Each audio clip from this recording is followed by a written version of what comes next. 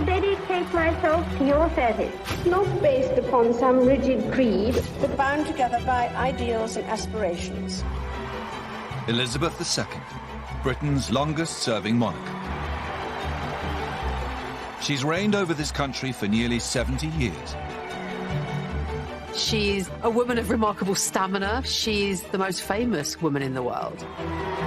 She's seen a man land on the moon, and 14 prime ministers come and go. But 400 years earlier, there was another Queen Elizabeth. Elizabeth I is this brilliant, genius queen. Now, we're setting the two Elizabeths side by side to see if, despite the centuries, there is more that unites than divides them. The idea of comparing the two Elizabeths is immensely fascinating. It might look on the surface that they have nothing in common, but when you dig a little deeper, the story becomes even more extraordinary. We'll compare the lives and personalities of the two queens. Separated by centuries, but confronting almost identical problems.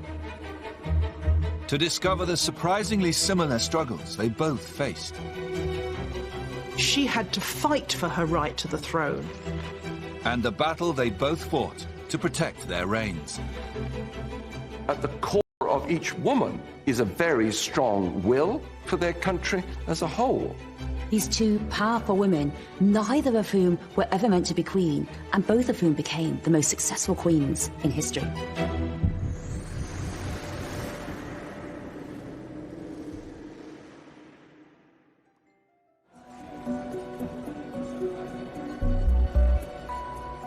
It may be hard to believe now, but two of our greatest monarchs were once royal nobodies. Queen Elizabeth II was born Elizabeth Windsor, a minor princess in the second rank of the royal family. She's the daughter of Prince Bertie, the stuttering, unremarkable younger brother of the heir to the throne. Not only was there no prospect of her becoming queen, but her father, the Duke of York, as he then was the spare, and so the pressure was totally off the York household, as it was known. Growing up away from the limelight, Elizabeth enjoys an idyllic childhood. Her parents take advantage of their lesser status and lighter duties to dedicate themselves to family life.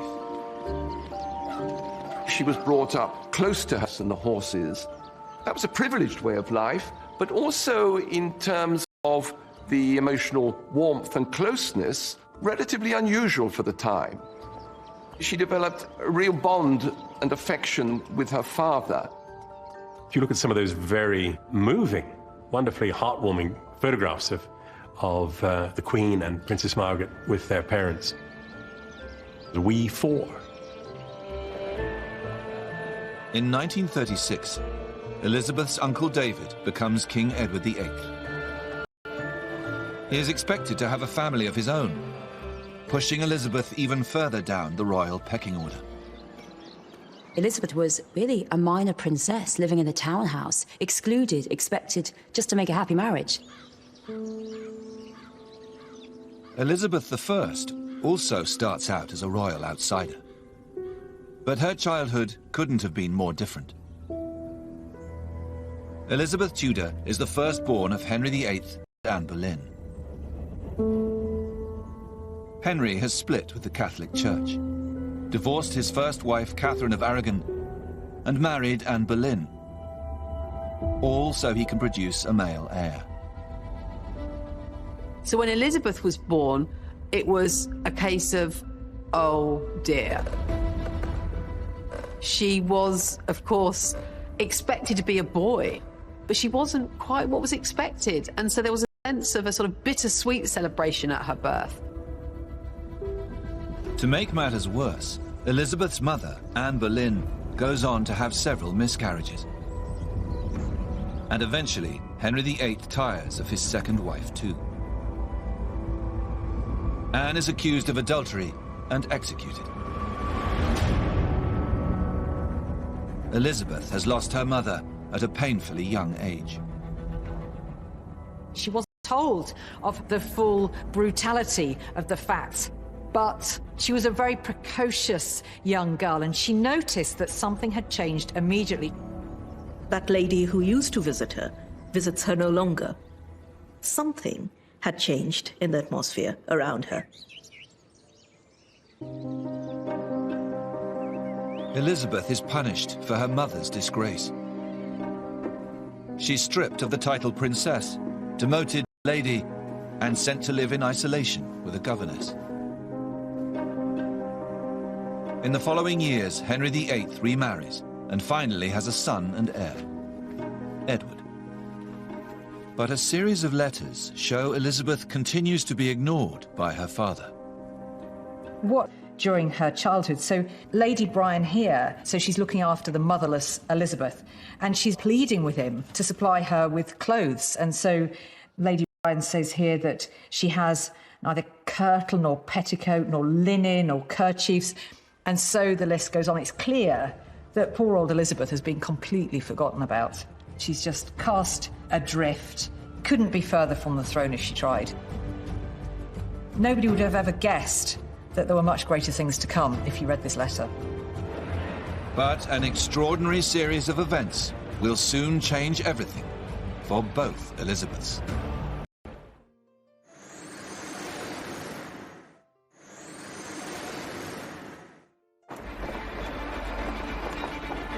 In late 1936, when Princess Elizabeth Windsor is just 10 years old, her uncle, King Edward VIII, falls in love with the American divorcee, Wallis Simpson. But as head of the Church of England, he isn't allowed to marry her. So in a shock decision, King Edward VIII abdicates. When she first hears, she is at home in their house in Piccadilly, and they hear people outside shouting, "God save the king." And Elizabeth goes to a footman and asks what's happening, and he tells her that her uncle's abdicated and her father is now king. With her father promoted, Elizabeth is now heir to the throne. And in an instant, her life is set on a new path. No one in the royal family wants to become queen or king. They think it's a huge job, too much responsibility, too much pressure, and all that pressure placed on a 10-year-old girl who, up until then, had expected to become a farmer's wife. Now she's going to have to take on the big job. She's going to have to be queen. The stay-at-home father Elizabeth is used to is now a busy full-time monarch. And she is placed in intensive tuition for constitutional history to prepare herself to reign. Her close-knit family life has come to an end. Her uncle's abdication scarred the monarchy and scarred the family, and in many ways it shaped Elizabeth II's own monarchy as well.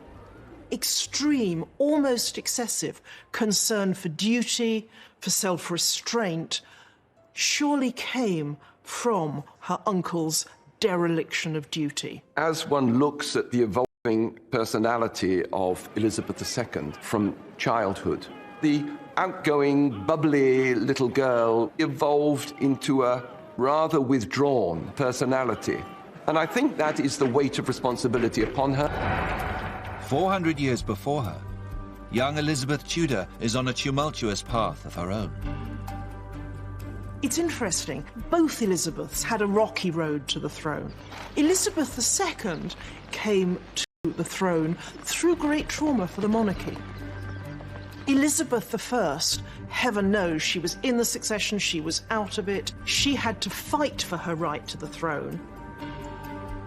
When the neglected Elizabeth Tudor is 13 years old, her father Henry VIII dies, and her half-brother Edward becomes king. But the sickly boy passes away just a few years later.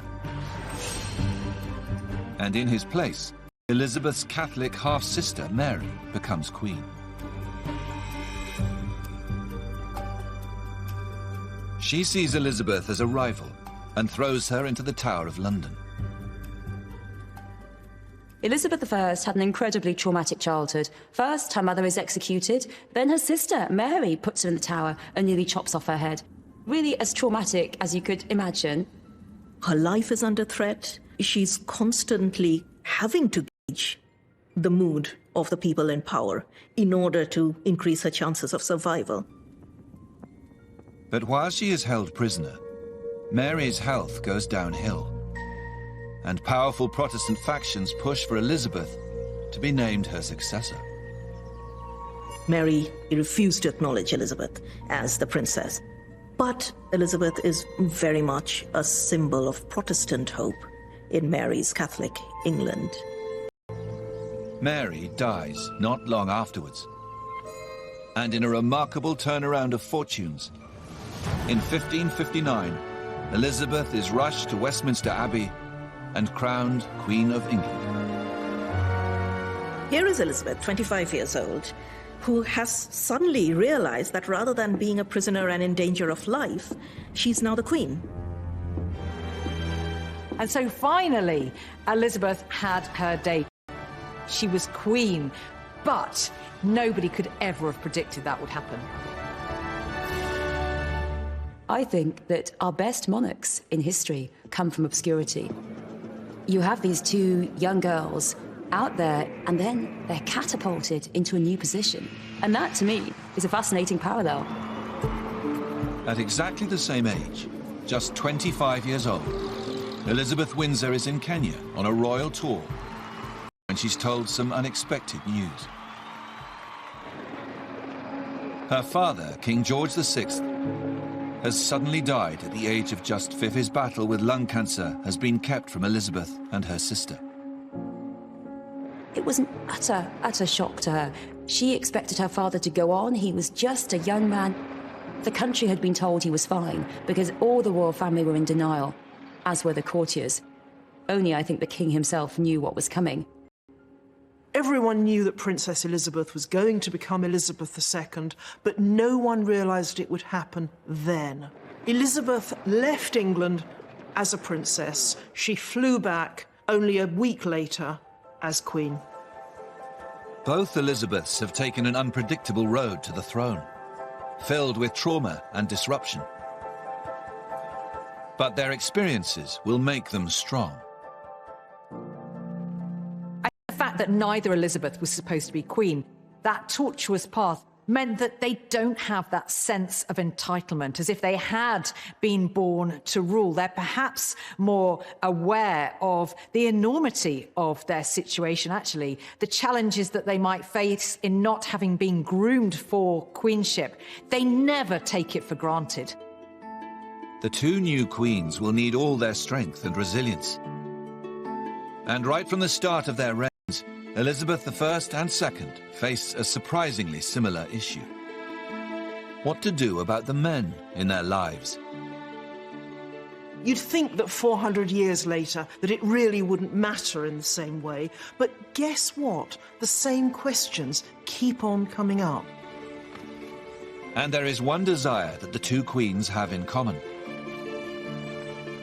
Both women are determined to marry for love. The similarities are not just between the two Elizabeths, but between the two men in their lives. And I think this is indulging, really, their passionate side, their wilder side. They want a partner who is different to themselves. When Elizabeth I takes the throne, she is still a single woman. An unacceptable situation in the 16th century. And she is expected to marry as soon as possible. Women at the time were understood to be more sexually voracious than men.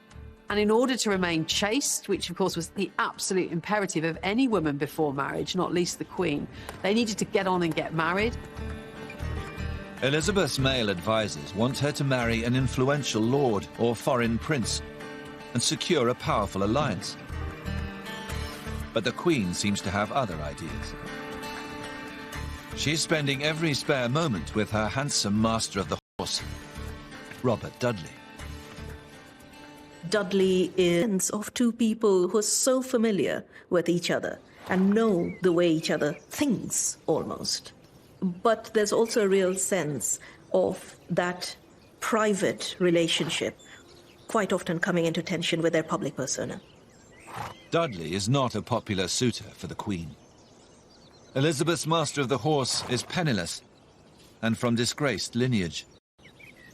Robert Dudley came from a family of executed traitors. All around were horrified by his rise in her favour. Who was this jumped-up young man whose tall, dark good looks and charismatic ways seemed to be bowling over the new young queen? And there is another major problem. Robert Dudley is already married. So he was perhaps the great love of her life, but a man that really she could never marry. I think it's interesting that both queens are obviously drawn to very attractive, very charismatic men. They're not just going to go for the safe option, if you like.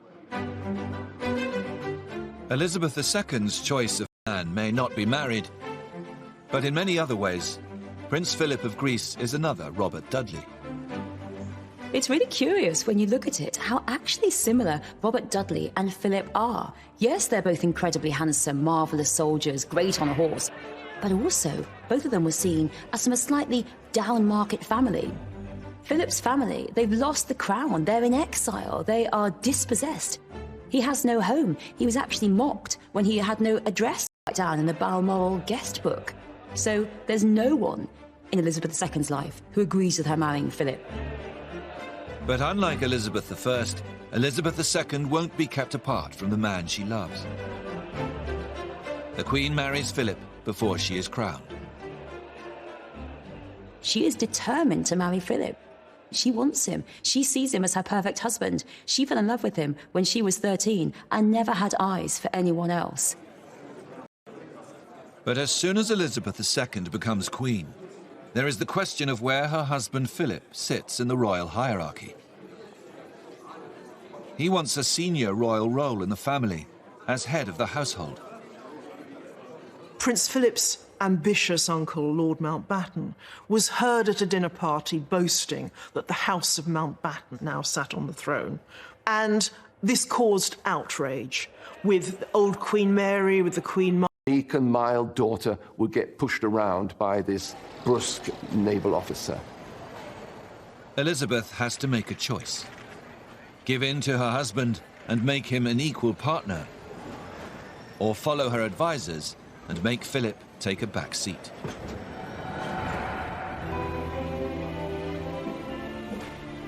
Okay, so we're in 1953. Elizabeth II has been ruling only for a few months. And I think what's interesting is the sense of space. Everyone arrayed around greeting the monarch. And of course, hubby in the background, quite literally 2 steps behind. That dynamic, you can't have any ambiguity here that Elizabeth is the ruler, Elizabeth is the queen, and Philip awkward, shifting around, not sure where to look. He is always going to be the bit part here. The centre stage, the focus of this relationship between the two of them is, of course, Elizabeth.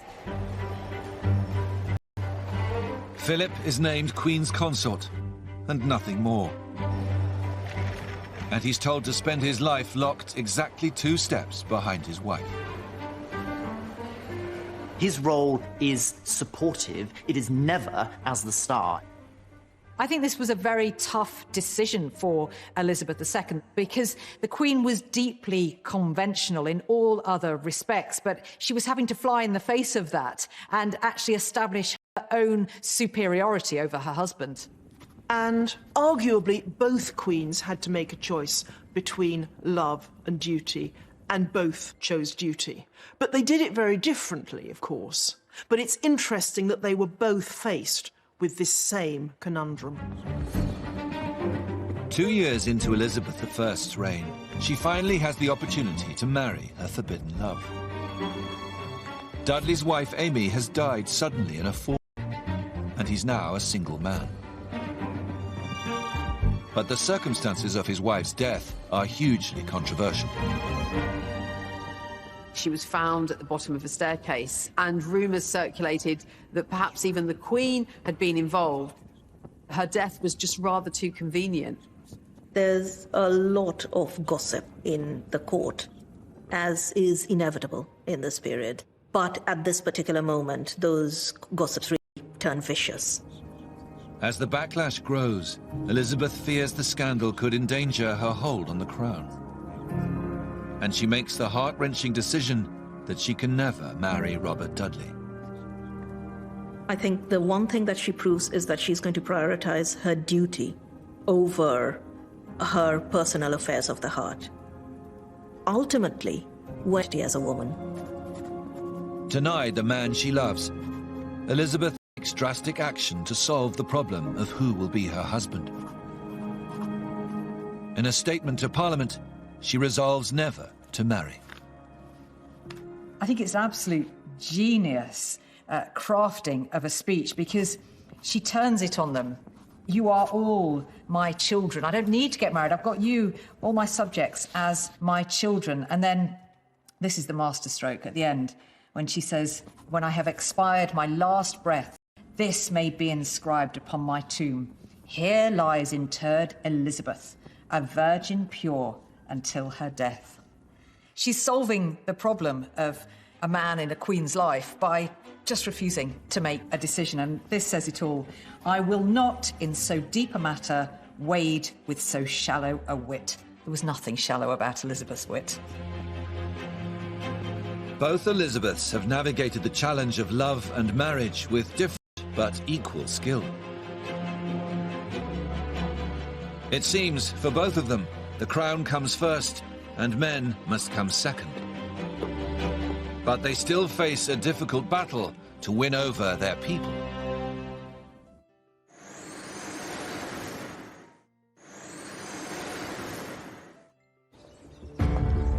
Today, we may think of Elizabeth I and Elizabeth II as two of our most popular and successful monarchs. But it wasn't always this way. A few years into their reigns, both queens are seen as weak and incapable. And there are real doubts about their ability to do the job. What does this naive young woman know about running a country? Women aren't fit to rule because they're too emotional. They're not rational enough. You see these two women coming to the throne, and it's a fight. It's a huge fight. Winston Churchill, thinking about dealing with Elizabeth II, he cried. He said, "She's just a child." I mean, she was 25 with two small children, but to him, she was a baby, and that's because she was a woman. At the start of their reigns, both queens have a real problem finding a way to project themselves as female leaders. In Elizabeth I's first portrait, she doesn't look like a commanding ruler. She looks like an awkward cardboard cutout, with her hunched shoulders and pinched waist and the awkward placement of her hands, as though she doesn't quite know what to do with them. This is not someone who would particularly inspire confidence in us. And that's, I think, it's very similar to how Elizabeth II felt when she started ruling in New York, in this enormous building and with these men flanking her. Here she is, this sort of solitary figure, slightly hunched or even hiding behind the podium and the lectern. And that same theme, I think, of hesitancy and awkwardness. So these two queens almost mirror images of each other, separated by centuries, but at the same time confronting almost identical problems. Both Elizabeths need to win the love and the respect of their people. And on further investigation, it seems the two queens use a very similar approach to help turn it around. During a visit to Australia and New Zealand, Elizabeth II introduces the royal walkabout for the first time. The informal and totally unrehearsed interaction with the crowd is unheard of in royal circles. And it's a spectacular success. It's now stamped indelibly on the identity of the royal family. That's what royal folk do. They go out and mingle. And there's a real message there, you know. She's saying, I care about you. You matter to me. And we can now see, consciously or not, she was reviving a technique of Elizabeth I. Elizabeth I was the first ever monarch to approach ordinary people and talk to them directly. Elizabeth I is actually unprecedented in the way that she goes out there and she does greet her public. I have to say that it gives the security men around her utter kittens. I mean, they're panicking that the Catholics are going to blow her up. But Elizabeth I, she's so great. She says, they're not going to blow me up. The people love me. She strikes up a really personal relationship with the public around her. It's an investment in the hearts and minds of the people. After Elizabeth I, the informal walkabout is never used again, until Elizabeth II finally brings it back. Both queens were aware of the need to, I suppose what we'd call it today, press the flesh, to be seen, to be believed, to be out there engaging with the people, you know, sprinkling a bit of magic and stardust on them.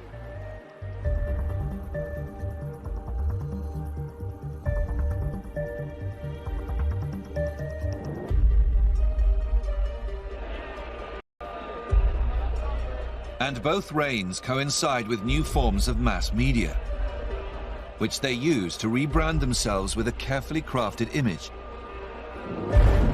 designed to fit their era and their power. One was a hands-on executive, monarch, ruler, dictator in many ways of the country. But by the time Elizabeth II has come to the throne, Parliament has got power. And Elizabeth II exerts a sort of imaginative power over the country.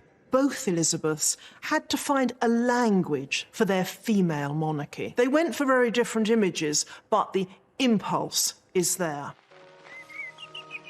In the 1960s, Elizabeth II invites television cameras in for unprecedented access to her family life. They beam a confident new version of the Queen into millions of British households. In 1963, there is this wonderful, intimate portrayal of the Queen and her young family at Balmoral. She looks more at ease, far removed from just a few years before. Now Elizabeth is a mother, but she's comfortable with her children and her family around her. Even the pet corgis in the background. This is an image that in the 20th century would have been relevant and appealing to her subjects.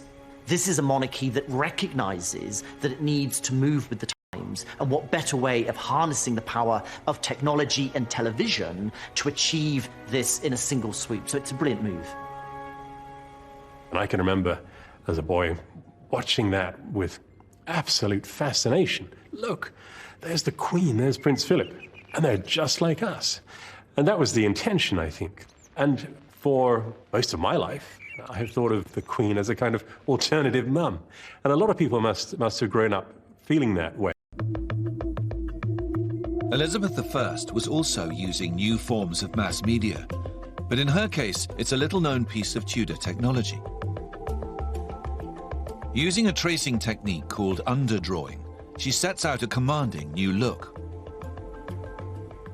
We have here three images of Elizabeth I, which you'd be forgiven for thinking are identical. And this was achieved by a technique known as underdrawing. So underneath the paint, you would have an outline of the monarch that has been, if you like, pre-approved by the monarch and her government.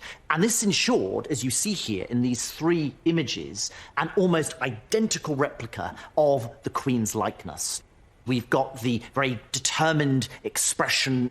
We've got her arrayed in black. Black also, of course, provides the perfect foil for all of this wonderful gold and pearl jewellery. She is undeniably a Tudor monarch. Elizabeth bans previous portraits. And using this technique, her new regal... You would have one of these images in your home. It ensures that across the land, and indeed even overseas, there can be one clear, striking and powerful image of Elizabeth as she wanted to be perceived by her subjects. Tudor propaganda, I suppose, at its most effective. Elizabeth I knows they want Gloriana, the Rainbow Queen, excess and perfection. It's all about diamonds, it's all about excess, it's all about bling. But you'll very rarely see Elizabeth II in all the bling. She prefers not to. It's all about dressing as if it looks frugal and modest. It's a tartan family portrait. But both of them are keenly aware of what the nation wants. They are both mistresses of royal spin. And the similarities don't end there. On the surface, the shy and moderately introspective Elizabeth II could not be more different from the extrovert and glittering Queen Elizabeth I with all her executive powers. But actually, at the core of each woman is a very strong will, real pride, real ambition for themselves, for their position, and for their country as a whole. They come from families who don't privilege girls' education, and yet both of them are absolutely brilliant, and they are the cleverest, most intelligent monarchs I think that we've had. Elizabeth II is an absolute genius with her papers and with her memory. Elizabeth I, she knew Latin, really, as a toddler. Elizabeth I wasn't a sort of wilting flower and a very delicate woman, such as the ideal was at the time. She loved hunting. She would spend hours on end engaged in the chase, and actually she wouldn't flinch from making the kill herself. And I think parallels can be drawn there to Elizabeth II. Certainly not a fragile female role model at all.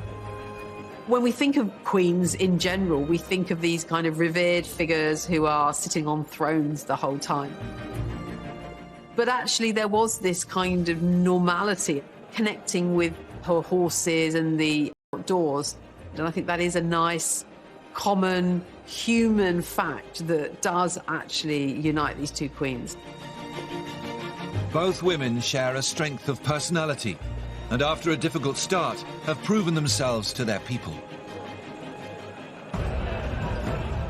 But overseas, trouble is brewing.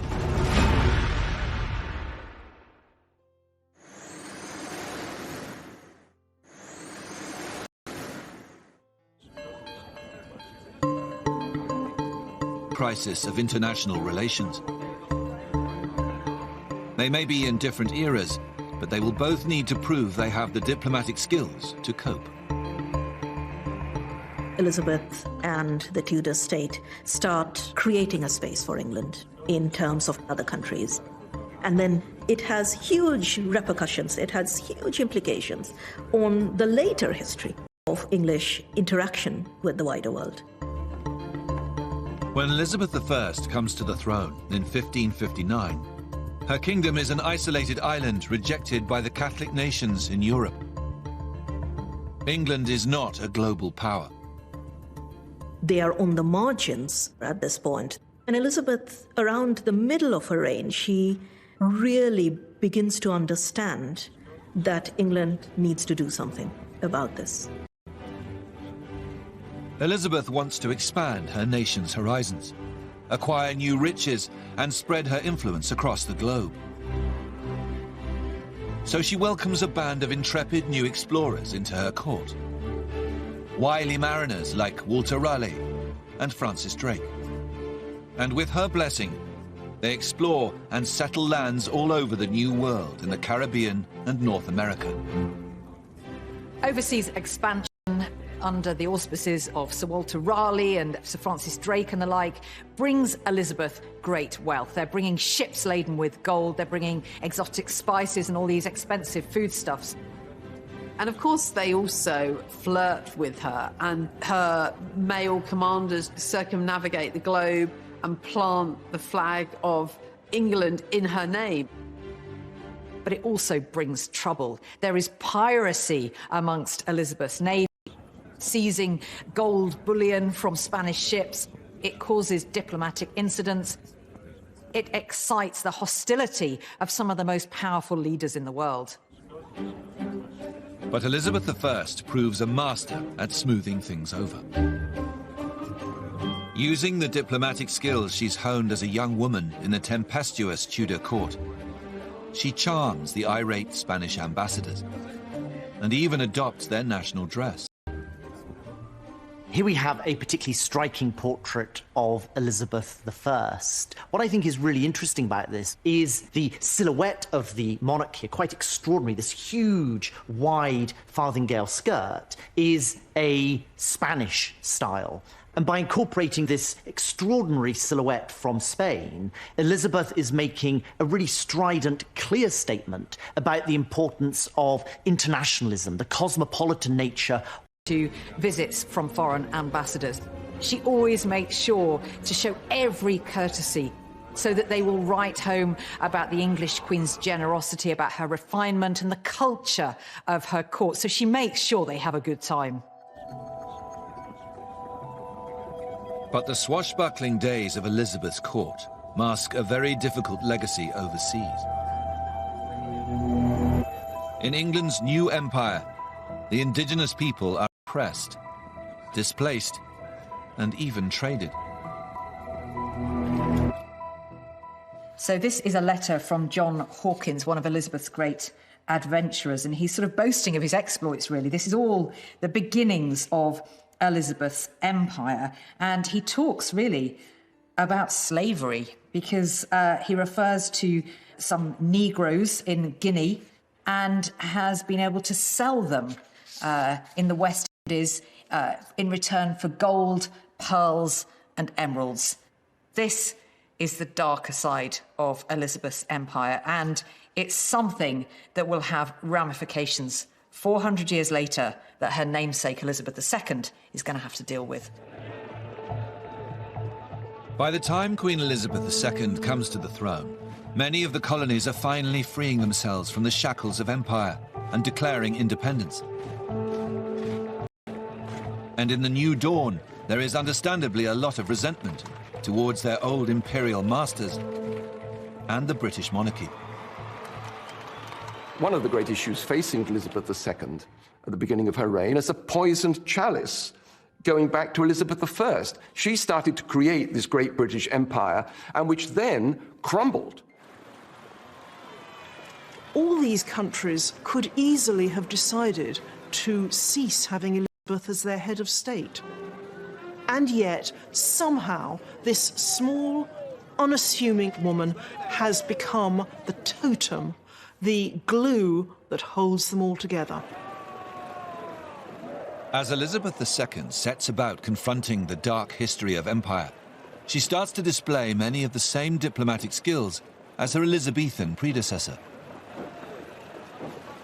She reinvents herself as queen of a new commonwealth of independent nations. And as she travels around her dominions, she wins over the foreign public by embracing their culture and even their national dress.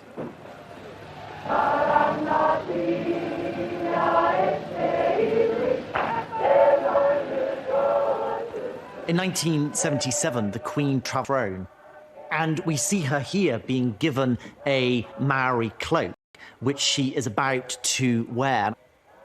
Elizabeth II, in being given this Maori cloak, is showing an acute awareness, I think, of the need for an international diplomacy, showing the need for a sensitivity to other cultures, the cultures of her Commonwealth. And that's important both for Elizabeth II and Elizabeth I, as both have these expanding empires. So that need for an international diplomacy, a sort of cosmopolitan rule, becomes so crucial in the projection of their individual identities as rulers. I think we really can say that Elizabeth II has proved to be, in her own quiet way, an internationalist and a diplomat as skillful as Elizabeth I. This has been one of her great achievements, creating this family of nations around the world. They basically just say, as I think most people do, she's just the queen. That actually Elizabeth II is just kind of queen of everywhere. She is queen of the world. From the perspective of the world stage, history will see Elizabeth II as a more active and a more important monarch. And Elizabeth I, her reach extended across Europe and beyond. But despite all they've achieved, the road from here will not be a smooth one for either queen. They will soon be tested by entirely new challenges that threaten to derail their reigns. Just around the corner for both of them would be a huge threat in the face of a rival woman. And undoubtedly for each of the Elizabeths, this would be the most dramatic moment of their reign. Next time, Elizabeth I and Elizabeth II deal with the of Mary, Queen of Scots, and Princess Diana into the royal circle. Their beautiful rivals' tragic tales will push both queens into uncharted waters and ultimately define their reigns.